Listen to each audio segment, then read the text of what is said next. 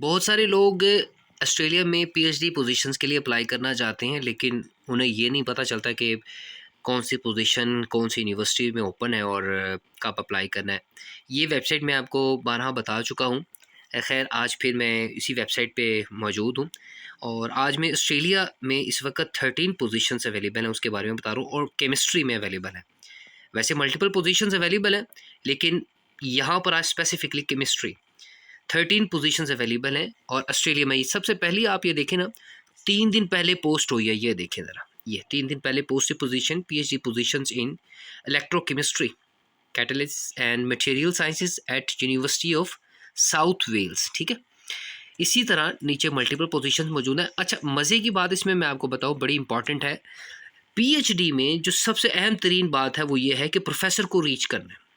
अब प्रोफेसर कैसे ढूंढना है, ये बड़ा एक डिफ़िकल्ट टास्क होता है।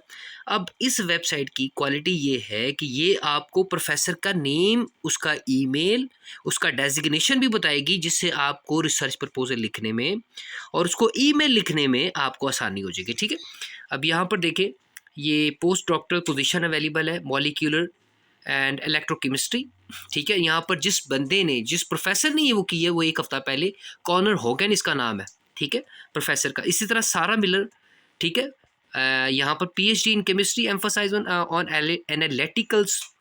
ठीक है, ये देखें, ये भी एक हफ्ता पहले पोस्ट हुई है।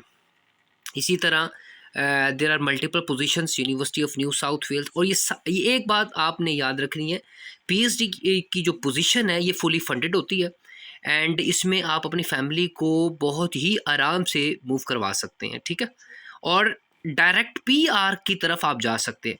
पीएचडी बेसिकली एक जॉब है जिसमें आप आराम से अप्लाई कर सकते हैं और मंथली अच्छी खासी सैलरी ले सकते हैं। और जब कंप्लीशन हो जाती है पीएचडी की, उसके बाद आपकी एक हैंडसम सैलरी जो है ना वो स्टार्ट होती है। ठीक है, इसी तरह आप देखिए नीचे 2 हफ्ते पहले भी research fellow in protein biochemistry.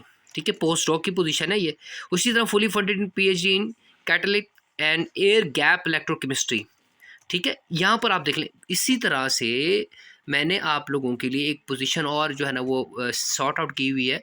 यहाँ पर देखें, ये आप देखें, ये university of New South Wales है।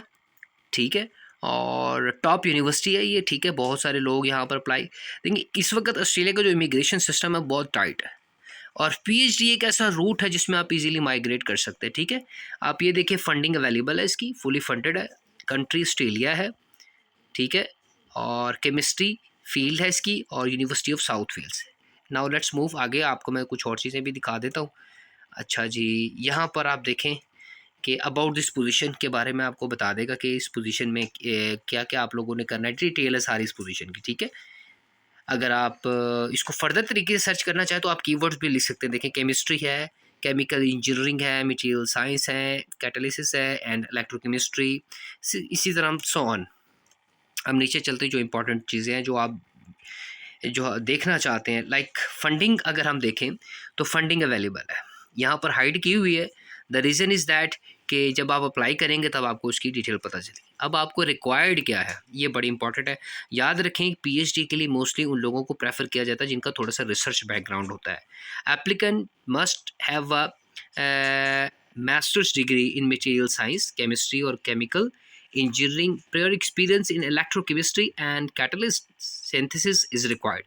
Having at least 2 author publications in relevant areas in highly valued. देखिए, highly valued का मतलब ये है कि वो उसके प्रेफर करेंगे। अगर आपकी बहुत अच्छी रिसर्च है ना और आपकी पब्लिकेशन नहीं है, तो वो पब्लिकेशन वाले को जो है ना वो वैल्यू देंगे। ठीक है, both international and domestic applicants are encourage to apply, दोनों अप्लाई कर सकते हैं।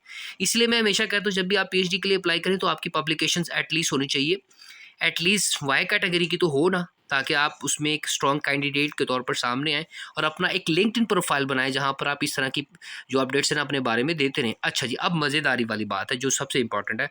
Send your CV and cover letter to this person.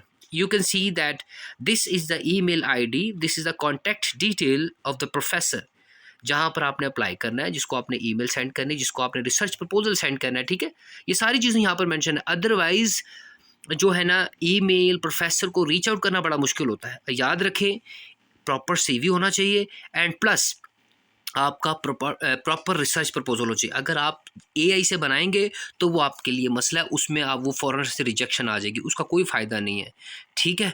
और जिसका रिसर्च प्रपोजल जितना अच्छा होगा वही उसमें उसकी सिलेक्शन होगी।